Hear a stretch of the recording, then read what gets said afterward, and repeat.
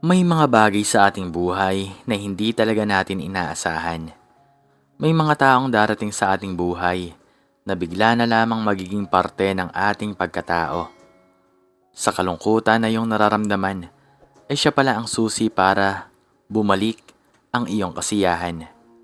Ikaw, masaya ka ba sa piling ng iyong asawa? Kung ganon mga kawanatels, itunghayan niyo po ang istoryang ito na tiyak ay kapupulutan niyo ng aral. Sa ilalim ng namamaalam na araw sa munting baryo ng San Isidro, tanging ang tunog ng humihikbing kawayan at ang malungkot na iyak ni Marian ang naririnig. Nakaluhod siya sa harap ng puntod ng kanyang lola, ang tanging pamilyang natitira sa kanyang buhay. Sa kanyang palad ay isang lumang sobre na may lamang kaunting halaga at isang address sa Maynila. "Lola, aalis na po ako," bulong niya sa pagitan ng hikbi. "Hahanapin ko ang kapalaran ko sa syudad. Patawad kung maiiwan kitang mag-isa rito." Bit-bit ang isang lumang maleta at ang kanyang pangarap. Nilisan ni Marian ang payak na buhay sa probinsya. Hindi niya alam na sa gitna ng nagtataasang gusali at malamig na semento ng Makati, naghihintay ang isang tadhana na kailanman ay hindi niya nagunita sa kanyang mga panaginip. Ang mansyon ng mga Monteverde ay tila isang palasyo ng yelo. Maganda, marangya, ngunit walang init. Dito naninirahan si Angelo Monteverde, ang CEO ng isa sa pinakamalaking real estate empire sa bansa. Sa likod ng kanyang istriktong anyo at matatalim na tingin ay isang amang hirap na hirap abutin ang puso ng kanyang nag-iisang anak na si Sophie. "Sir, narito na po ang bagong aplikante," wika ng mayordomang si Manang Ising. Lumingon si Angelo mula sa kanyang mga papeles. Tumama ang kanyang paningin sa isang dalagang may itim na buhok, mga matang tila may dalisay na ningning, at suot ang isang simpleng bestidang bulaklakin. "Anong pangalan mo?" malamig na tanong ni Angelo. "Marian po, sir. Marian Santos," mainhing sagot ng dalaga habang nakayuko. "Alam mo ba ang pinapasok mo dito? 3 yaya na ang pinalayas ng anak ko sa loob ng 1 buwan. Sophie is difficult," anang CEO habang hinihilot ng kanyang sentido. Tumingala si Marian at ngumiti ng matipid. "Sa probinsya po, sir, ang mga may ilap na ibon ay hindi hinahabol. Pinapakain lang po sila ng pagmamahal hanggang sa sila na mismo po ang lumapit. Handa po akong subukan." Tila natigilan si Angelo sa sagot na yon. "Fine. You have 1 week. Kapag umiyak ang anak ko o kapag sinabi niyang ayaw niya sa'yo, kailangan mo nang umalis." Ang unang 3 araw ay naging hamon para kay Marian. Si Sophie, sa 7 taong gulang, ay hindi kumikibo. Palagi lang itong nakakulong sa silid at tumitingin sa larawan ng kanyang yumaong ina. Isang hapon pumasok si Marian sa silid, bitbit ng isang mangkok ng mainit na tsampurado. "Sophie, luto ito ni Ate Marian. Masarap to. May gatas na galing sa probinsya," paanyaya niya. "Umalis ka dito. I don't want you here," sigaw ng bata, sabay tulak sa tray. Tumapon ang pagkain sa sahig at nabasa ang laylayan ng damit ni Marian. Nagkataong dumadaan si Angelo sa tapat ng silid at nakita ang eksena. Akma siyang papasok para pagsabihan ng anak, ngunit napatigil siya nang makitang lumod si Marian sa harap ni Sophie. Hindi para magalit, kundi para linisin ang kalat. "Alam mo, Sophie," panimula ni Marian sa malambing na tinig, "noong nawala ang lola ko, galit na galit din ako sa mundo. Akala ko wala nang magmamahal sa akin. Pero alam mo ba ang itinuro niya? Ang pag-ibig daw ay parang hangin. Hindi mo nakikita pero nararamdaman mo. Tumingin si Sophie sa kanya. Basa ang mga mata. I miss mommy. Niyakap ni Marian ang bata. Naiintindihan ko. Hayaan mong samahan kita sa pangungulila mo, ha? Hindi kita pipiliting maging masaya agad. Nandito lang si ate. Mula sa pintuan, nakaramdam si Angelo ng isang hapdi sa kanyang dibdib. Isang damdamin na matagal na niyang ibinaon mula nang pumanaw ang kanyang asawa. Lumipas ang mga linggo, ang dating tahimik na mansyon ay unti-unting napupuno ng tawanan. Tinuruan ni Marian si Sophie na magtanim ng mga halamang gamot sa hardin. Tinuruan din niya itong magluto ng simpleng kakanin. Isang gabi, habang nagtatrabaho si Angelo sa kanyang home office, pumasok si Marian, bit-bit ng isang tasa ng kape. Sir, gabi na po. Baka kailangan nyo na pong magpahinga. Wika ni Marian. Binaba ni Angelo ang kanyang salamin. Kumusta na ang anak ko? Mahimbing na po ang tulog ni Sophie, sir. Kanina nga po ay naikwento niya ang kanyang paboritong libro. Ang talino po palang bata. Nakangiting kwento ni Marian. Napatingin si Angelo sa dalaga.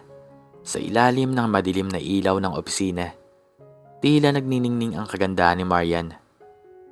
Hindi lang ito pisikal.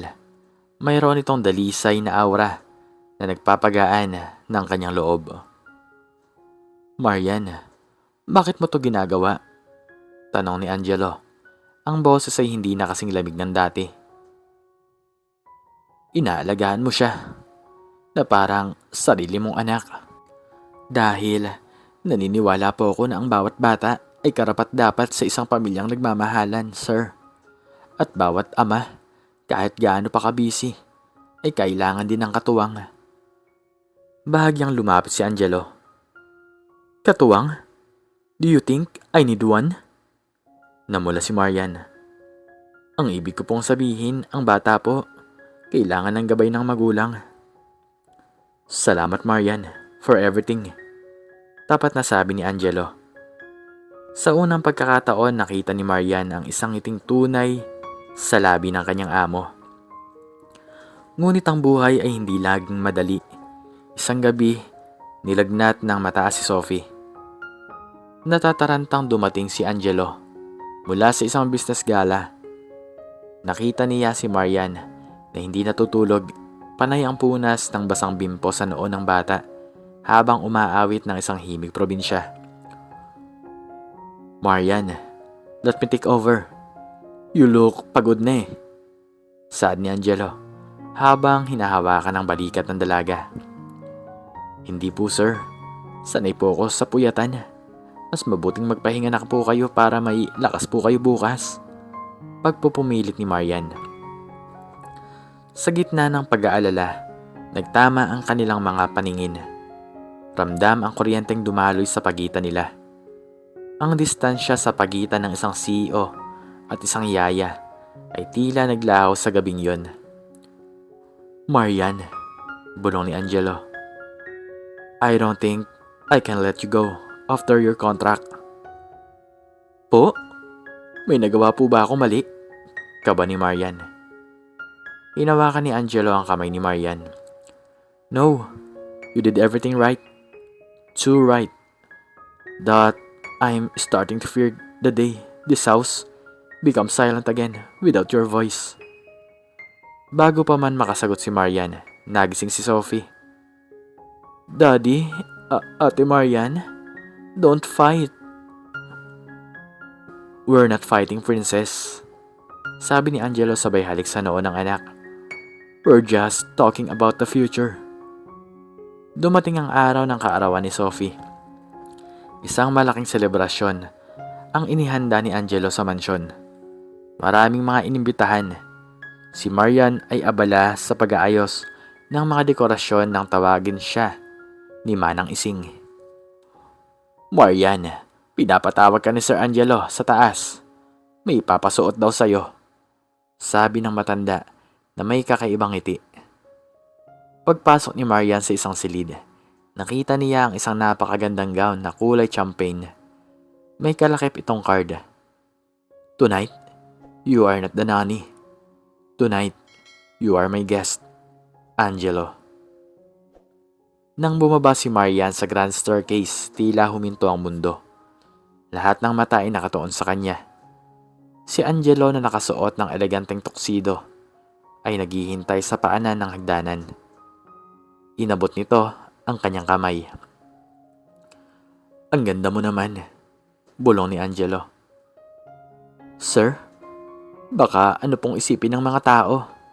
Kaba ni Marian. Let them think. I don't care about their opinions anymore, deklara ni Angelo. Habang nagsasayaw sila sa gitna ng hall, lumapit si Sophie at tinawakan ang kanilang mga kamay. Daddy? Is it true? Is Ate Marian going to stay forever? Ngumiti si Angelo at lumuhod sa harap ni Marian sa harap ng lahat ng bisita. Nagkaroon ng bulungan sa paligid, ngunit binaliwala ito ng CEO. Marian, alam kong nagsimula tayo bilang amo at empleyado. Pero sa loob ng ilang buwan, ipinakita mo sa amin ni Sophie kung ano ang tunay na kahulugan ng tahanan. Ginamot mo ang puso ng anak ko. And in the process, you captured mine. Kumuha si Angelo ng isang maliit na pelus na kahon mula sa kanyang bulsa. Isang makinang na diamante ang tumambad. Marian Santos, I don't want a nanny for Sophie anymore. I want a mother for her. And I want a wife for myself. Will you marry me? Napaiyak si Marian. Hindi niya inaasahan ang pagtakas niya mula sa lungkot ng probinsya ay magdadala sa kanya sa ganitong rurok ng kaligayahan. Opo sir. Opo Sir Angelo. Mahal ko na rin po kayo. Nagpalakpakan ang mga tao at niyakap sila ni Sophie ng mahigpit. Wow, I have a mommy now. Matapos ang masayang selebrasyon, habang nagpapahinga ang dalawa sa beranda, iniabot ni Angelo ang isang lumang liham kay Marian. Ano to, Angelo? Tanong ni Marian. Basahin mo, sabi ng lalaki. Binuksan ni Marian ang sulat. Laking gulat niya nang makita ang sulat kamay. Ito ay mula sa yumaong asawa ni Angelo na si Clara. Mahal kong Angelo. Kung binabasa mo to, malamang iwala na ako. Alam ko ang sakit na mararamdaman mo at ang pangungulila ni Sophie. Noong huling dalaw ko sa San Isidro para sa aming charity mission, nakita ko ang isang batang babae na nag-aalaga sa kanyang may sakit na lola. Napakabuti ng kanyang puso. Ang pangalan niya ay Marian Santos. Angelo, kapag handa ka na muling magmahal, hanapin mo siya. I saw a light in her eyes that could guide you and Sophie out of the darkness. Pinakiusapan ko si Manang Ising na hanapin siya sa oras na kailanganin niyo ng tulong. Siya ang pinili ko para sa'yo. Napatakip ng bibig si Marian. Kaya po ba ako ang napili ni Manang Ising sa rami ng aplikante? Dahil kay Ma'am Clara? Tumango si Angelo, may luha sa mga mata. Noong una, hindi ako naniwala sa kanya. Akala ko coincidence lang ang lahat pero nang makilala kita, naunawaan ko kung bakit ikaw ang pinili niya. Hindi ka lang basta pumasok na yaya, Marian. Ipinadala ka ng tadhana at ni Clara para buuin muli ang wasak naming mundo. Niyakap ni Marian si Angelo habang nakatingin sa mga bituin. Mula sa isang simpleng dalagang probinsyana na nawala ng lahat, siya ngayon ay isang reyna ng isang tahanang puno ng pag-iibig. Ang dating yaya, ngayon ay ang bagong mami na magbibigay kulay sa bawat bukas ng pamilya Monteverde. Sa huli, napatunayan ni Marian na ang pinakamalaking kayamanan ay hindi matatagpuan sa mga matataas na gusali o sa malaking sweldo, kundi sa isang pusong handang magmahal ng walang kapalit. Pusong bumihag sa isang CEO at nagpabago sa agos ng kanilang buhay. Ikaw, anong natutunan mo sa maikling storyang ito? Makiki-comment naman sa baba kung ano ang inyong natutunan. At hanggang dito na lamang po nagtatapos ang aking storya. At sana po ay nagustuhan nyo to. Please like, share, and subscribe. And click the notification bell para palagi po kayong updated sa mga bago kong istorya. Muli ay maraming salamat po. At God bless us all.